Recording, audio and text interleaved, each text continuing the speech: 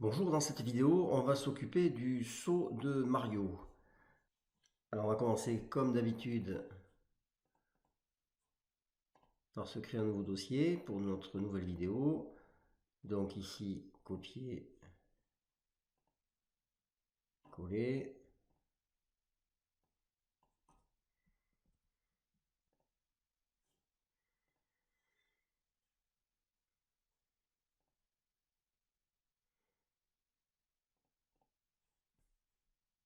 Donc on est ici. Alors, on relance pour voir si ça fonctionne. Voilà, ça marche toujours. Pour commencer, on va aller dans le fichier Mario Scene et on va se rajouter ici une variable this.ysol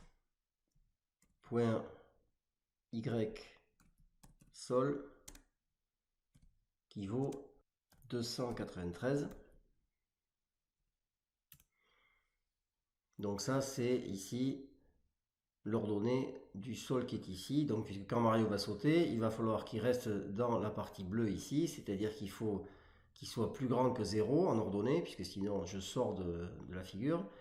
Et il faut qu'il soit inférieur à 293, sinon ça veut dire qu'il s'enfonce dans le sol. Donc c'est pour ça qu'on en a besoin avant de le faire sauter. Donc ici, j'enregistre. Maintenant, je vais dans le fichier Mario personnage. Donc, pour faire sauter Mario, alors évidemment, il n'y a que Mario qui saute, donc je ne vais pas mettre la méthode saute dans la classe personnage, je vais la directement dans la classe Mario, puisque la tortue et le champignon ne sautent pas.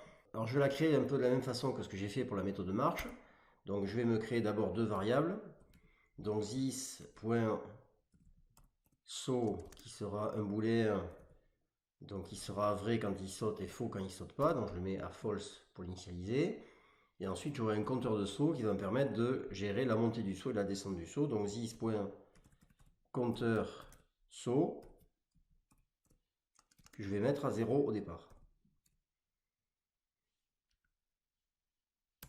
Ensuite, je vais créer ma méthode que j'appelle saute, qui ne prend pas d'argument, puisqu'ici, il n'y aura qu'une méthode saute, il n'y aura qu'un personnage, donc c'est pas la peine de mettre le nom ni la fréquence, on va tout mettre directement. Donc je vais faire exactement pareil que pour la méthode marche. Je vais commencer par utiliser une variable que je vais appeler str, qui sera une chaîne de caractères, qui va stocker l'adresse de l'image à afficher. Ensuite, je vais prendre une variable image qui sera l'image à afficher, donc new image. Et ici, je vais donc incrémenter mon compteur de saut, puisque quand je vais appeler la méthode saute, eh bien, ça va démarrer mon compteur saut, qui va s'incrémenter comme ceci à chaque fois que la méthode dessine est appelée également. C'est-à-dire donc 60 fois par seconde environ. Ensuite, j'aurai d'abord la montée du saut.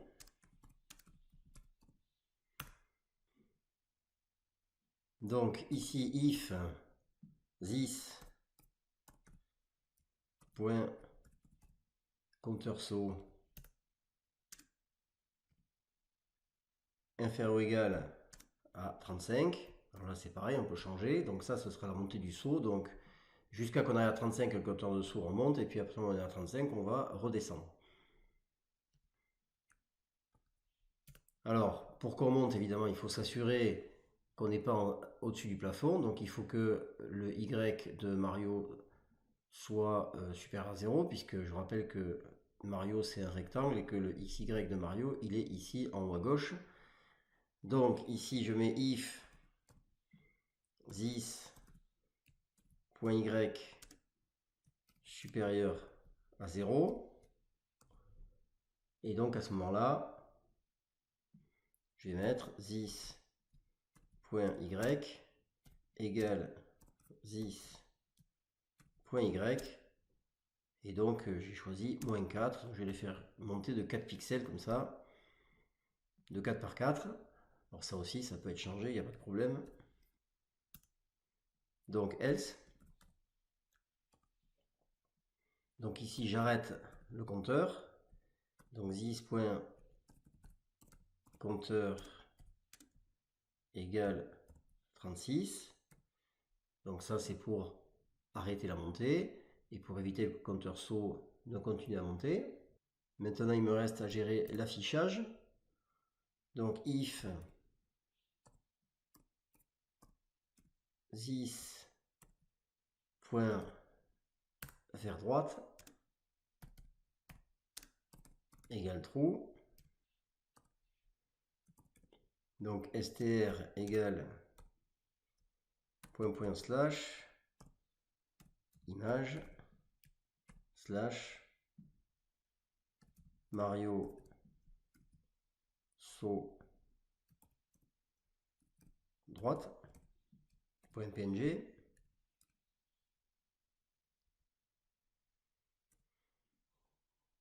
Puisque là ici donc c'est voilà, c'est ça, Mario comme ceci.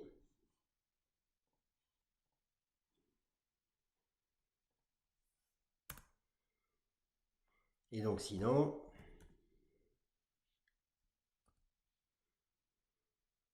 str égale .. image / Mario saut gauche .png.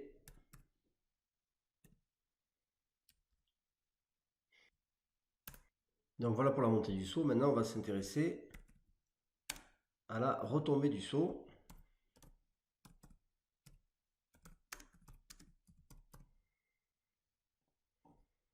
Donc else if. Alors ici toujours pareil, hein, quand il va retomber, il faut faire attention qu'il ne rentre pas dans le sol. Donc il faut s'assurer que y Mario plus la hauteur de Mario soit supérieure à y sol. Donc c'est ce qu'on va mettre ici. Donc this.y plus this.hauteur donc inférieure à scène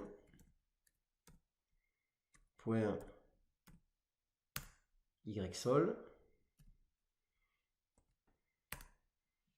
Alors dans ce cas-là, donc on a this.y qui sera égal à this.y plus 1.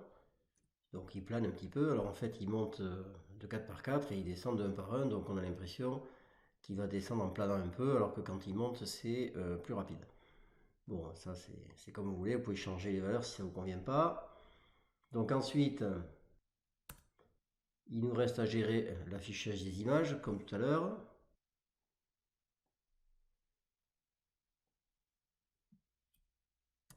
Donc je récupère ça. Et donc je le remets ici, c'est exactement la même chose que précédemment. Ensuite, dernière étape.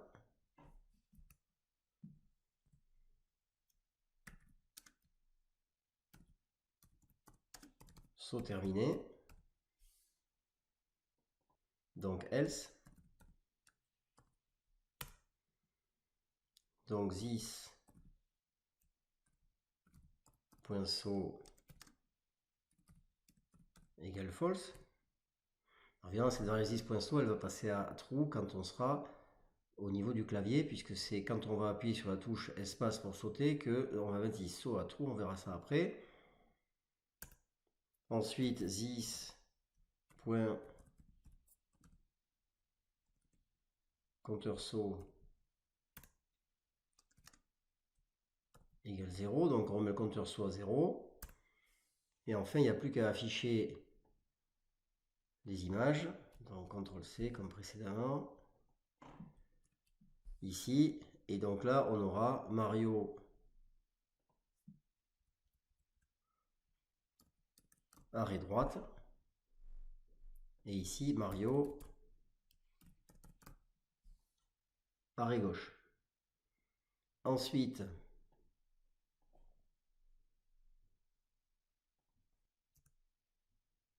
donc ici, on affiche l'image de Mario. Donc ici, on a this.compteur img.src égale str, comme pour la méthode marche. Et enfin, return this.img. Ça nous renvoie l'image à afficher à chaque fois.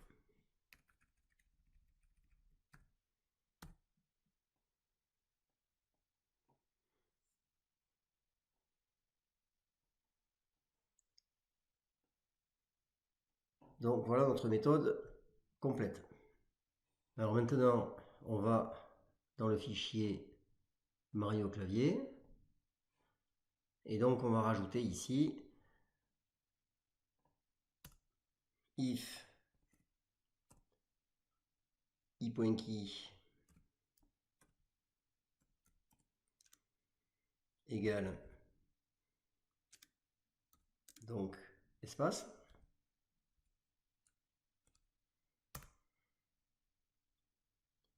Mario.saut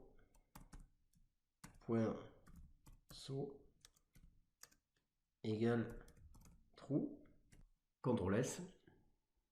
Dernière chose, on va dans Mario JS et donc ici il va falloir modifier ça pour tenir compte du fait soit il marche soit il saute. Donc ici on va mettre if Mario.saut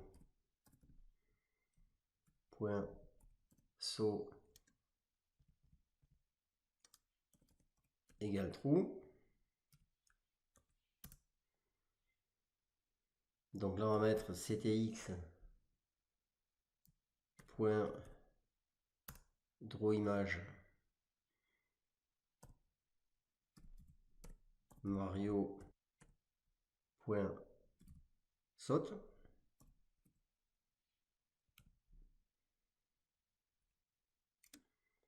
Alors la position, on va mettre Mario.x. Maintenant on va enlever les valeurs en dur et on va mettre ici la position de Mario dans le temps, donc Mario.y.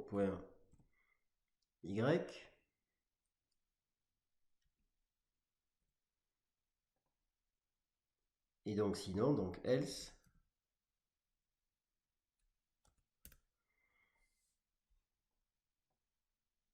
Et bien on reprend ça.